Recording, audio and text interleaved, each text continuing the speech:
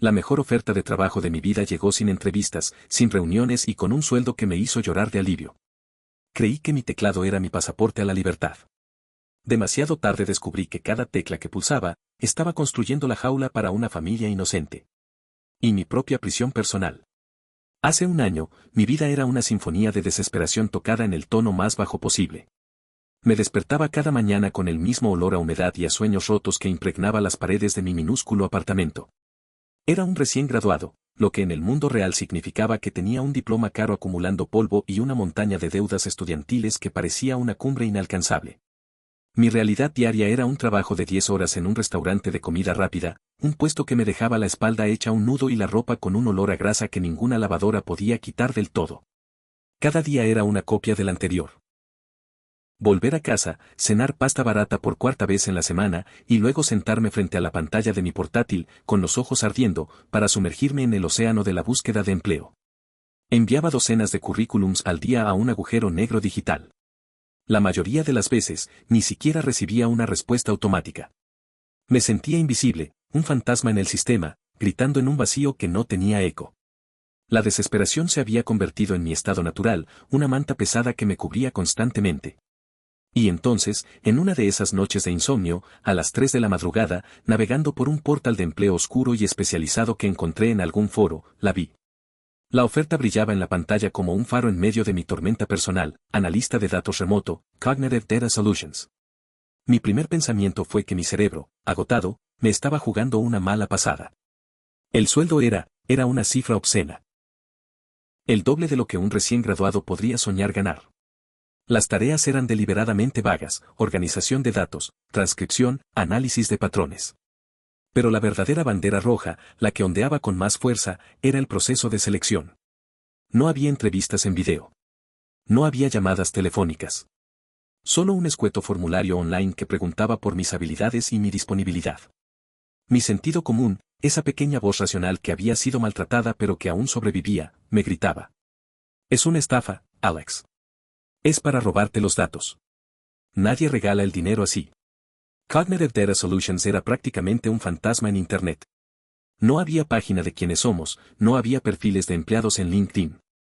Solo una página de inicio minimalista y profesional. Pero la desesperación es el mejor silenciador del mundo para la prudencia. La posibilidad, por mínima que fuera, de escapar de mi vida actual era demasiado tentadora. Rellené el formulario, envié mi currículum y apagué el portátil, esperando no haberle dado las llaves de mi vida a un estafador nigeriano. Una semana después, olvidada ya la solicitud, llegó un correo electrónico. El asunto era simple, oferta de empleo, Cognitive Data Solutions. Mi corazón se detuvo. Lo abrí con manos temblorosas. Era un contrato adjunto y un escueto mensaje de bienvenida. Estaba dentro. Toda la comunicación, explicaba el correo, sería a través de su portal corporativo encriptado.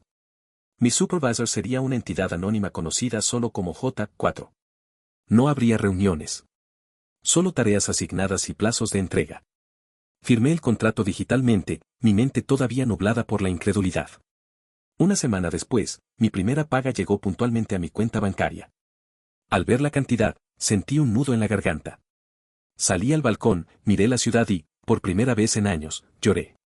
Pero no de tristeza o frustración. Lloré de puro y absoluto alivio. Sentí que me habían quitado un peso de 100 kilos de encima. Por fin, podía respirar. Ese mismo día, fui al restaurante y renuncié. La cara de mi jefe fue un poema. Llamé al casero y pagué 3 meses de alquiler por adelantado. Fui al supermercado y llené el carro con comida de verdad, no solo con lo que estaba en oferta. Me sentía invencible. Me sentía libre. Cognitive Data Solutions era mi benefactor secreto, mi milagro digital anónimo. Las primeras semanas fueron un sueño hecho realidad. Me levantaba sin despertador, me preparaba un café de calidad y me sentaba frente a mi ordenador en pijama. El trabajo era increíblemente aburrido, pero eso era una bendición. Transcribía facturas borrosas durante horas, organizaba hojas de cálculo con miles de filas de datos sin sentido. Era el trabajo perfecto, el que me permitía escuchar música, poner una serie de fondo y, aún así, ser increíblemente productivo. Pero, como en todo sueño que está a punto de convertirse en pesadilla, las cosas empezaron a cambiar. La transición fue tan sutil, tan gradual, que apenas la noté al principio. La primera tarea diferente fue la transcripción de archivos de audio. El proyecto se llamaba Análisis de vocalizaciones naturales. Los primeros audios eran inofensivos, gente leyendo noticias, fragmentos de audiolibros. Pero luego, el contenido cambió. Un archivo contenía la conversación de una pareja discutiendo acaloradamente sobre dónde ir de vacaciones.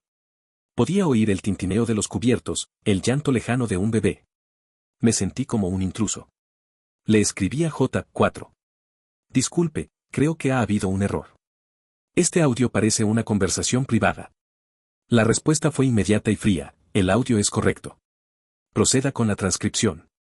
Me tranquilicé a mí mismo. Debe ser para entrenar una IA, para que entienda el lenguaje coloquial, el contexto. Es investigación. Era una mentira cómoda, una que me permitía seguir cobrando. Luego vino la fase de análisis de imágenes. El proyecto Argos. Al principio, eran fotos genéricas de paisajes y ciudades. Pero pronto, las carpetas contenían álbumes enteros de perfiles de redes sociales. La tarea era etiquetarlas, pero las directrices de J4 se volvieron inquietantemente específicas. Etiquetar rutinas, desayuno en el café de la esquina los martes. Marcar círculos sociales recurrentes, identificar a los individuos que aparecen en más de 3 eventos. Identificar vehículo principal y secundario. Una noche, me pasé 6 horas analizando las fotos de las vacaciones de una familia en la playa. Veía a los padres sonriendo, a los niños construyendo castillos de arena. Y mi trabajo era anotar el nombre del hotel, las fechas del viaje, los nombres de los niños que sus padres gritaban en los vídeos. Dejé de sentirme como un analista. Me sentía como un acosador digital. Me repetía una y otra vez que era para publicidad dirigida. Construyen perfiles de consumidor increíblemente detallados para venderles cosas. Era una explicación lógica. Era una mentira que necesitaba creer desesperadamente. La verdadera alarma, la que debería haberme hecho tirar el portátil por la ventana, sonó con el proyecto Visión. Eran vídeos. Horas y horas de grabaciones de cámaras de seguridad de una zona residencial de lujo. La calidad era granulada, pero la tarea era precisa, registrar cada vez que un todoterreno negro específico entraba o salía de una lujosa mansión. Debía anotar la hora exacta. Si el conductor iba solo. Si los niños iban en el asiento trasero. Mi vida empezó a girar en torno a la rutina de una familia anónima. Sabía que la madre salía a las 8:15 de la mañana para llevar a los niños al colegio. Sabía que el padre volvía del trabajo la mayoría de los días sobre las 6:30 de la tarde. Sabía que tenían un jardinero que iba los miércoles. Cada vez que iniciaba sesión, sentía una punzada de asco en el estómago. El dinero en mi cuenta bancaria me susurraba que aguantara, que no hiciera preguntas, que solo era un trabajo anónimo. Pero la voz en mi cabeza, esa que había estado ignorando, ahora gritaba con pánico. Esto no era marketing. Esto era vigilancia profesional. Esto era sentar las bases para algo terrible. Empecé a dormir mal, a tener pesadillas en las que yo era el que estaba siendo observado a través de una cámara granulada.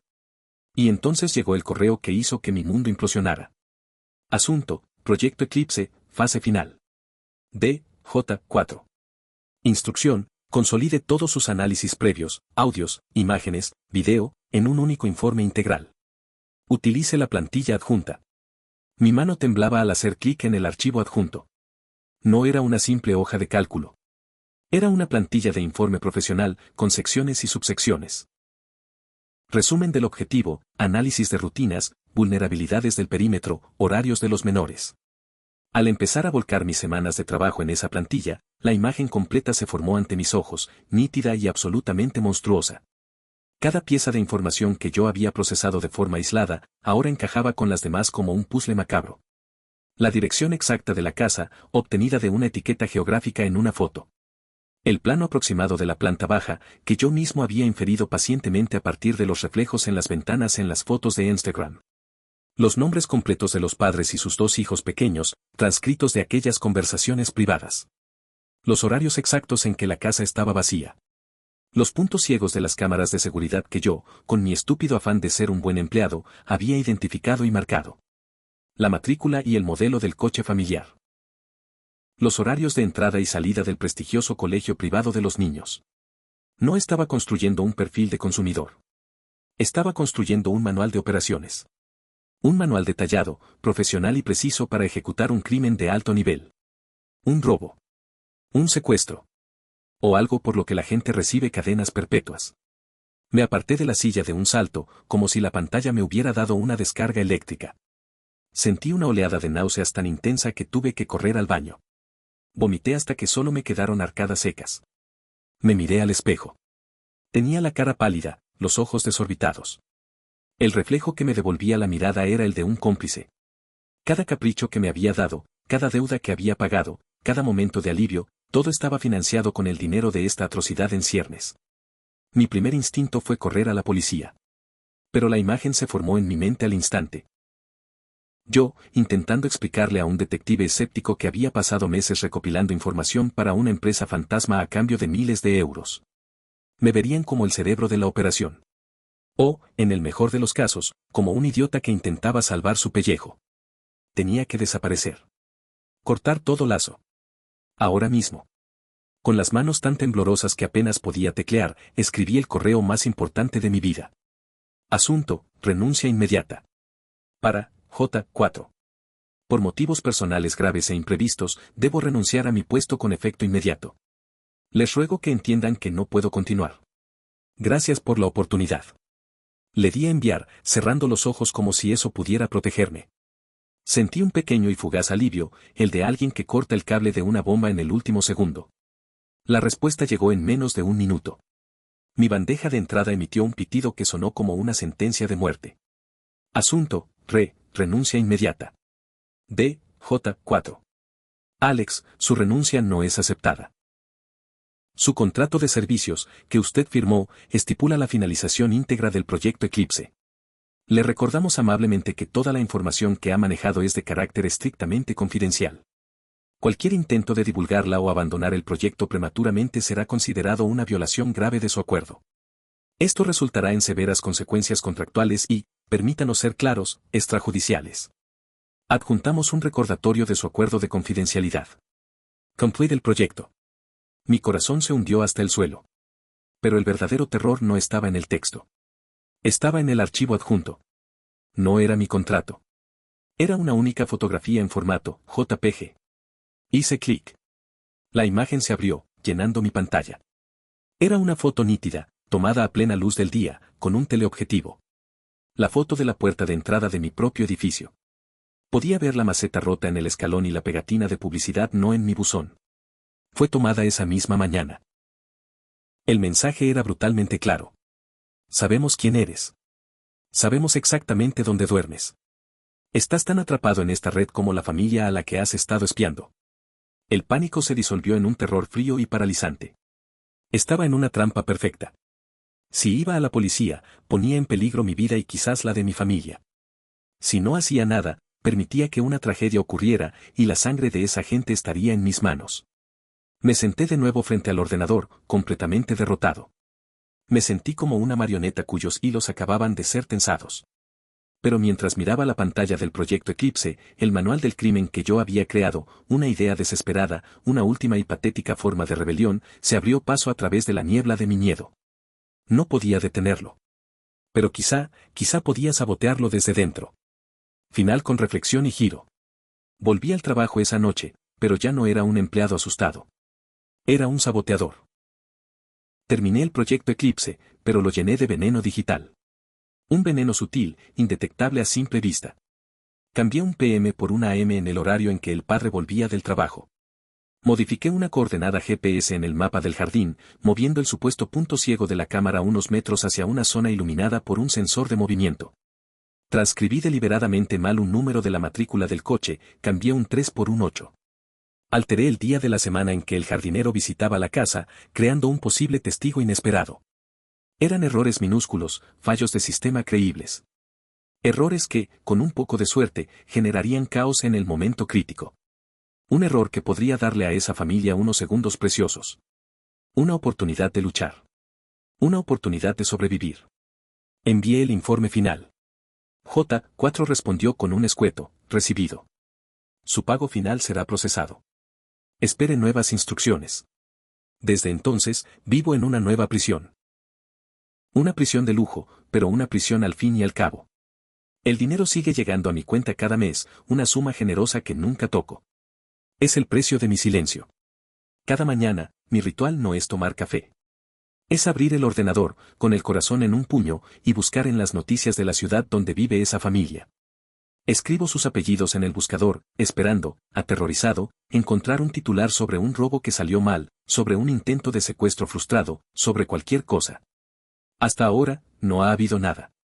Y no sé qué es peor, el miedo a que un día la noticia aparezca, o este silencio atronador que me hace preguntarme si mis pequeños actos de sabotaje sirvieron de algo, o si solo pospusieron lo inevitable.